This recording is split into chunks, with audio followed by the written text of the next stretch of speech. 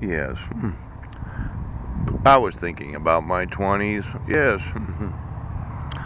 Now, I actually started going to college, though I went to four other colleges. Yeah.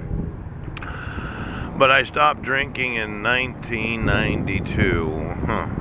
And I didn't smoke marijuana, so there was no retardation of my brain. And I worked at a bank from 98 to 2005 as a financial consultant. And I had approximately 1,200 clients when I left there and started my own financial services company. And for some reason, there's this problem with those in office that they can't remember what it was to be young. Pooch.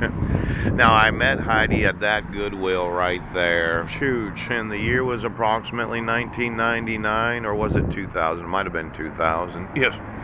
Could you look on the marriage certificate, because there's a date on there, and I know we got married in the first year of knowing each other. Now I could look at the actual dates that Leart and Jetmir went to Port Angeles High School. Yes, I had just gotten involved with Heidi, and they had been they had been exchange students while I had an apartment in Craig Avenue. Oh. And it's one of these things where, if you're not really a domestic abuser, if you're not a drug user or an alcoholic in your early 20s, because I wasn't, Coach, I stopped in my early 20s. Oh!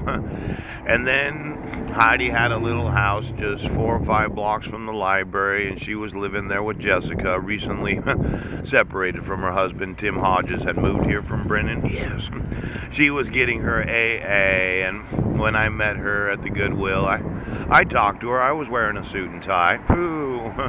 And I was like, well, you should go to church. And she was going to a Baptist church here in Port Angeles at that time. I personally did attend church with her. Yes, it's just one of those things you do while courting somebody. Well, I didn't see her again after that Goodwill experience until we crossed paths at the Albertsons where the SARS is today. Yes.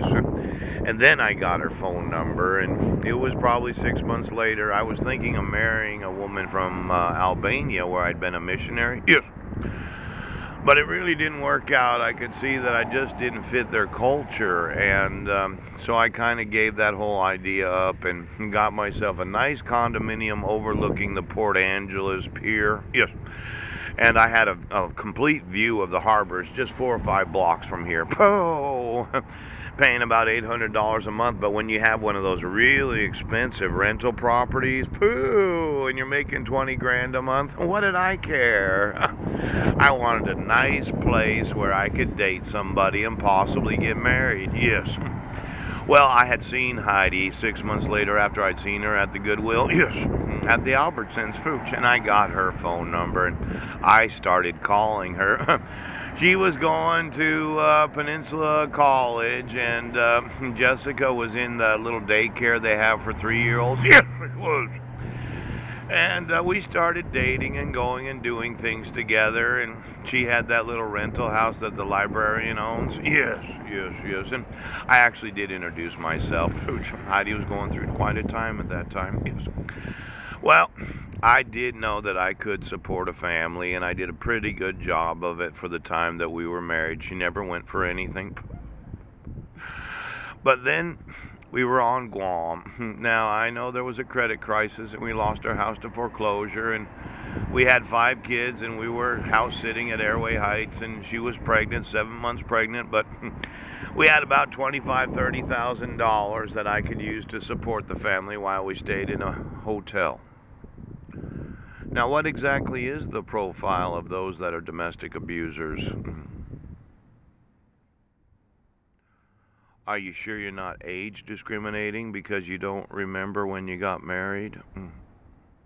You don't remember dating your wife? Ouch. You don't remember going to marriage counseling before or right after going to marriage? And not like Heidi didn't carry some baggage into the relationship. She'd been married twice before. Oh. But we overcame those humps, didn't we? Yes. We moved to Vancouver so Jessica could go to the Washington State School for the Blind. And I was the powerlifting coach the first year we were there, and we did pretty good. And then I started some businesses because I did have quite a bit of assets back then. So put 20% down on that house we purchased, approximately $40,000. It seems that I bought the house right across from the Washington State School for the Blind because of my non-biological daughter. Now, as a husband, you'd have a difficult time saying that I didn't provide for my family.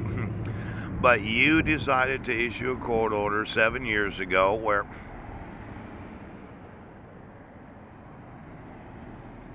exactly what is the profile of the protection order? Young newlyweds that have drug or alcohol problems that seem to get in fights all the time, that might have 1 or 2 children, that just can't live together because they just can't.